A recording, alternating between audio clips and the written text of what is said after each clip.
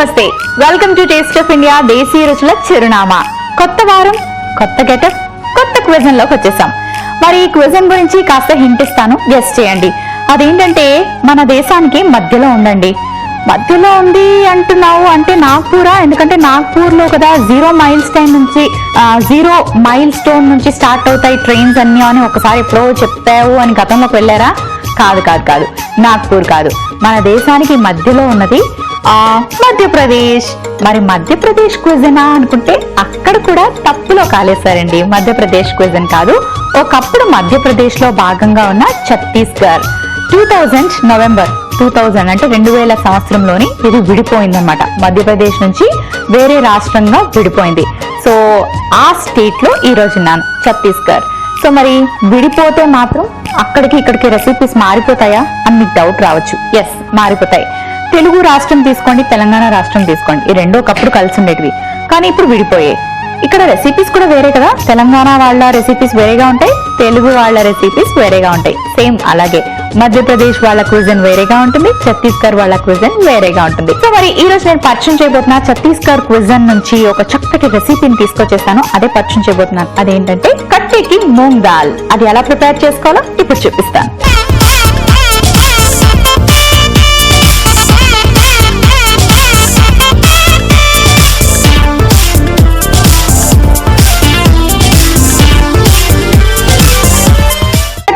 మూంగ్ దాల్ అంటే పెసరపప్పు కాస్త నానబెట్టి పెట్టుకోవాలి. అలాగే కందిపప్పు కూడా యాడ్ చేస్తున్నాం కాబట్టి కందిపప్పు ఉడకబెట్టి మెత్తగా రెడీ చేసి పెట్టుకున్నాను.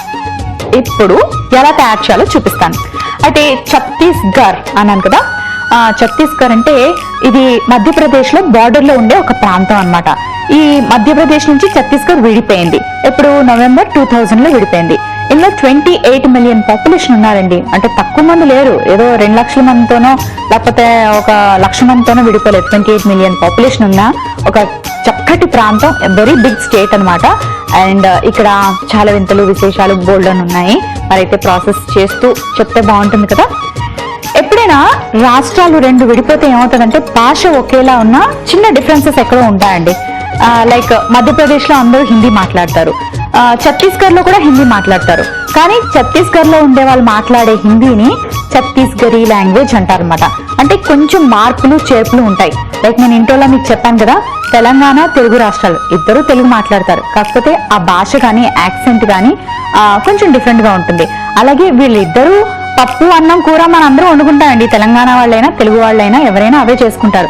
కాకపోతే వీళ్ళ ఫ్లేవర్స్ కానీ టేస్ట్లు కానీ అంటే మన ఆంధ్రప్రదేశ్ లో ఉండే వాళ్ళు ఒకలాగా వండుకుంటే తెలంగాణ వాళ్ళు ఒకలాగా వండుకుంటారు. అలాగే సేమ్ మధ్యప్రదేశ్ వాళ్ళు అలాగే ఈ ఛత్తీస్గఢ్ వాళ్ళు కొంచెం డిఫరెంట్ గా క్విజన్స్ ని ప్లాన్ చేసుకున్నారు అనమాట.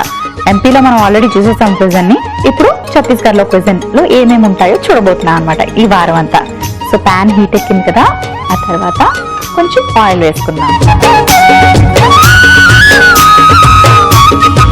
కాకపోతే ఫైనల్ గా మనందరం ఎక్కడున్నాం? ఇండియాలో ఉన్నాం, భారతదేశం మనది.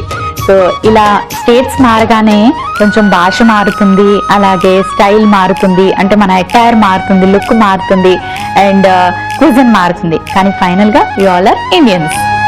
మరి ఇప్పుడు ప్యాన్ లో కాస్త నూనె వేసుకున్నాం, అది హీట్ ఎక్కింది. నెక్స్ట్ ఏం వేసుకోవాలంటే జీలకర్ర, కొంచెం జీలకర్ర, కొంచెం ఉల్లిపాయ ముక్కలు,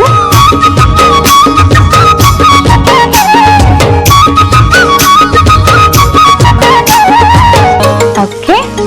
ఆ తర్వాత కొంచెం అల్లం వెల్లుల్లి పేస్ట్. ఓకే, ఏంటి ఈరోజు నేను ఇలా రెడీ అయ్యాను అనుకుంటున్నారా? ఛత్తీస్గఢ్ వాళ్ళు ఇలాగే రెడీ అవుతారండి. వాళ్ళ అటైర్ ఇలాగే ఉంటుందన్నమాట. అంటే ఇప్పుడు చదువుకొని కొంచెం మోడర్న్ గా వెస్ట్రన్ వేర్ వేసుకునే వాళ్ళు ఉన్నారు, అలాగే సల్వార్స్ కుర్తీస్ వేసుకునే వాళ్ళు ఉన్నారు. కానీ వాళ్ళ ట్రెడిషనల్ డ్రెస్ అయితే మాత్రం ఇదే. రెడ్ సారీ కాంబినేషన్ లో బ్లాక్ బ్లౌజ్ వేసుకుంటారు, కంపల్సరీగా ఇలా రెడ్ ఫ్లవర్ పెట్టుకుంటారు, అండ్ ఒక చైన్ లాంటిది ఇలా టై చేసుకుంటారు అనమాట. ఇది వాళ్ళ ప్రాపర్ గెటప్. ఇప్పటికీ అక్కడ కొంచెం పల్లెటూర్ల వైపు వెళ్తే పండుగలు వచ్చినా ఏవైనా ఫెస్టివల్స్ అయినా పెళ్ళిళ్ళు జరిగినా ఇలాగే రెడీ అయ్యి వెళ్తారంట అక్కడ ఆడవాళ్ళు. సో మరి అక్కడ గెటప్ చూపించాలి కదా, అందుకే నేను కూడా అలాగే రెడీ అయ్యి వచ్చేసాను. ఓకే, అల్లం వెల్లుల్లి పేస్ట్ కూడా చక్కగా ఫ్రై అయింది. నెక్స్ట్ ఏం వేసుకుందాం అంటే టొమాటోలు వేసుకుందాం.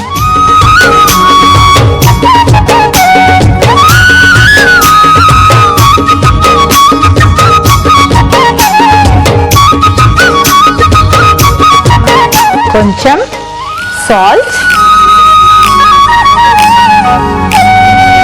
కొంచెం పసుపు,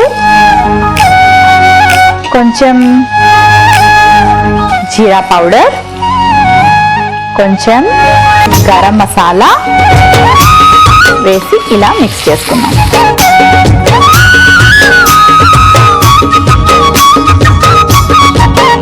ఆ తర్వాత కొంచెం కారం,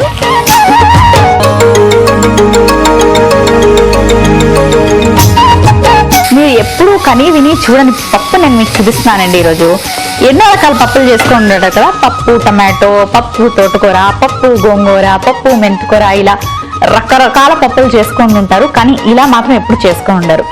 చాలా వెరైటీగా ఉంటుంది. ఎందుకంటే ఇందులో మనం పెరుగు యాడ్ చేస్తున్నాం. సో ఎలాగో ఏంటో ఇప్పుడు నేను చెప్తాను. ఇప్పుడు కొంచెం పెసరపప్పు వేసేసుకుందాం. నానబెట్టిన పెసరపప్పు యాడ్ చేసుకున్నాను.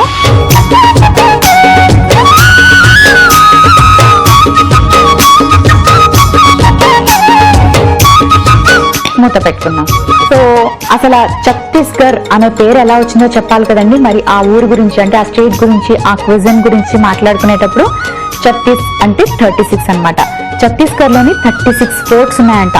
ఒక్క ఫోర్ట్ ఉంటేనే ఆ ఊరు గురించి చాలా గొప్పగా చెప్పుకుంటారు. అలాంటిది 36 ఫోర్ట్స్ ఉన్న ఊరు అంటే, స్టేట్ అంటే అసలు ఎంత గొప్పగా చెప్పుకోవాలి. సో అందుకే ఈ ప్లేస్ చాలా పాపులర్ అయిపోయింది. ఇక్కడికి అందరూ ఆ ఫోర్ట్స్ ని చూడడానికి వస్తూ ఉంటారు అనమాట. సో మరి ఈ 36 ఫోర్ట్స్ పేర్లు ఏంటి అని మాత్రం నేను అడగండి, ఎందుకంటే నాకు గుర్తులేదు. సో మీరే ఎప్పుడైనా బ్రౌజ్ చేస్తే మీకు గూగుల్లో కూడా తెలుస్తుంది. అండ్ వెళ్తే డైరెక్ట్ గా చూడొచ్చు కూడా. చాలా అందంగా ఉంటాయి, బాగుంటాయి. సో ఈ 36 ఫోర్ట్స్ ని చూడటానికి ఎంతో మంది టూరిస్టులు ఇక్కడికి వస్తూ ఉంటారు. అండ్ ఈ ప్లేస్ బాగా పాపులర్ అవడానికి కారణం కూడా 36 ఫోర్ట్సే. అండ్ ఛత్తీస్గఢ్ అని పేరు రావడానికి కారణం కూడా ఆ 36 ఫోర్ట్సే అనమాట. హౌ లక్కీ కదా ఆ ప్లేస్. చక్కగా 36 ఫోర్ట్స్ ఉన్నాయంటే మాటలా చెప్పండి, ఫుల్ రెవెన్యూ అనమాట టూరిస్ట్ నుంచి ఛత్తీస్గఢ్.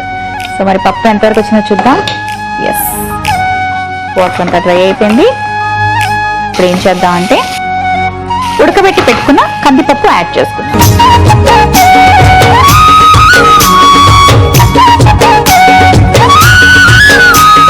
అన్నిటికన్నా ఒక వింత ఇంగ్రీడియంట్ నేను యాడ్ చేస్తున్నాను. మీ అందరూ అనుకుంటారు పప్పు ఇలా వండుకుంటారా మోనికా అని అడుగుతారు. ఎస్, వాళ్ళు అలాగే వండుకుంటారు. అదేంటంటే పెరుగు. పప్పులో పెరుగు ఎప్పుడైనా వేసుకున్నారా మీరు? ఛత్తీస్గఢ్ వాళ్ళు వేసుకుంటారు, చాలా బాగుంటుందంట. ఓకే, మనం కూడా యాడ్ చేసుకుందాం. నార్త్ లో చాలా మంది ఇలా తయారు చేసుకుంటారండి పప్పుని. మనకేదో వెరైటీగా అనిపించచ్చు కానీ వాళ్ళకి కామనే అనమాట. ఓకే, ఒక్క 2 నిమిషాల పాటు ఇలా మూత పెట్టుకుందాం. ఓకే, పప్పు చూసారు కదా, చక్కగా కుక్ అయి దగ్గరకు అయిపోయింది. దీన్ని వాళ్ళు రోటీతో తీసుకుంటారు. సర్వింగ్ బౌల్ తెచ్చుకుంటాను. స్టవ్ ఆఫ్ చేసుకొని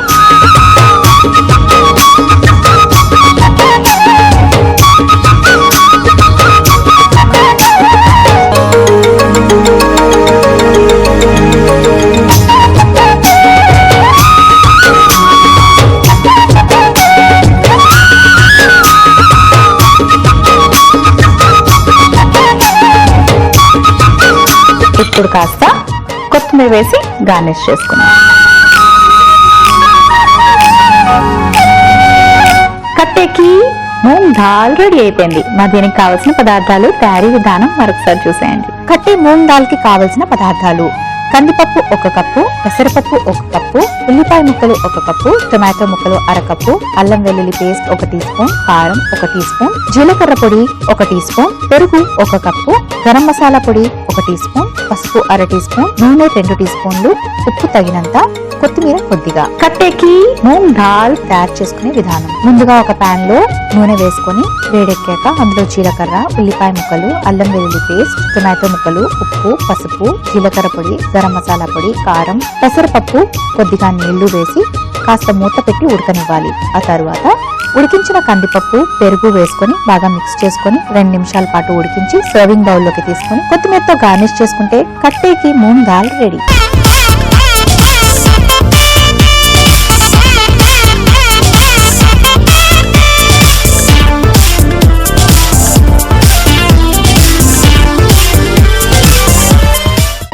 టేస్టీ మూంగ్ దాల్ కి కావాల్సిన పదార్థాలు, తయారీ విధానం మరొకసారి చూసారు కదా. మరి ఇప్పుడు దీని టేస్ట్ ఎలా ఉంటుందో చెప్తాను. సో రెగ్యులర్ గా చాలా రకాల దాల్స్ మీరు ఆల్రెడీ ప్రిపేర్ చేసుకుంటూ ఉంటారు. వాటి టేస్ట్ ని ఆల్రెడీ ఎంజాయ్ చేశారు కాబట్టి వెరైటీగా ఏదైనా ట్రై చేయాలంటే డెఫినెట్ గా ట్రై చేయండి. అండ్ ఎస్పెషల్లీ రోటీతో చాలా బాగుంటుంది. రోటీతో కొంచెం తక్కువ కర్రీస్ ఉంటాయి కదా, ఇలాంటివి తీసుకుంటే బెటర్ ఏమో. సో మరి టేస్ట్ కూడా చెప్పైనా.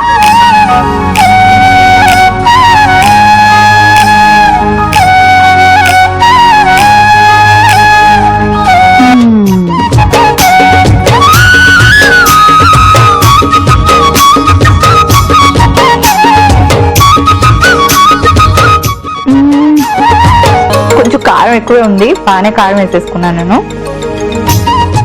ఇంకేముంది, మసాలాలు బాగా తెలుస్తున్నాయి. పప్పు తిన్నట్లు లేదు, ఏదో కర్రీ తిన్నట్టుగా అనిపిస్తుంది. థిక్గా గ్రేవీతో చాలా బాగుంది. కానీ జస్ట్ దాల్స్తోనే మనం ఆ థిక్నెస్ ని యాడ్ చేసుకున్నాము. పర్ఫెక్ట్ ఫర్ రోటీ అండి, సూపర్ గా ఉంటుంది. అండ్ దీంతో రైస్ తో కూడా తీసుకోవచ్చు, కానీ రోటీతో అయితే ఇంకా బాగుంటుందని నాకు అనిపిస్తుంది. సో మీరు కూడా ఒకసారి డెఫినెట్ గా ట్రై చేయొచ్చు కదా. పెసరపప్పు మంచిదే, కందిపప్పు మంచిదే, ఈజీగా ఉంటుంది. అంటే ఈజీగా ప్రిపేర్ చేసుకోవచ్చు. మీ ఇంట్లో ఇవన్నీ అవైలబుల్. కొత్తగా కష్టపడి మార్కెట్కి వెళ్ళి కొనుక్కొచ్చేది అయితే ఇందులో ఏం లేవు. ఈ ఎపిసోడ్ మళ్ళీ చూడాలనుకుంటే లాగాన్ టు www.facebook.com/etvabruchi, www.youtube.com/etvabruchi మళ్ళీ చూడండి. చూసారు కదండి, ఫస్ట్ డే ఛత్తీస్గఢ్ క్విజిన్ నుంచి ఒక మంచి రెసిపీని మీకు పరిచయం చేశాను కదా. రేపు కూడా మంచి రెసిపీని ప్లాన్ చేసుకుని మీ ముందుకు వచ్చేస్తాను. అంతవరకు see you, take care, by.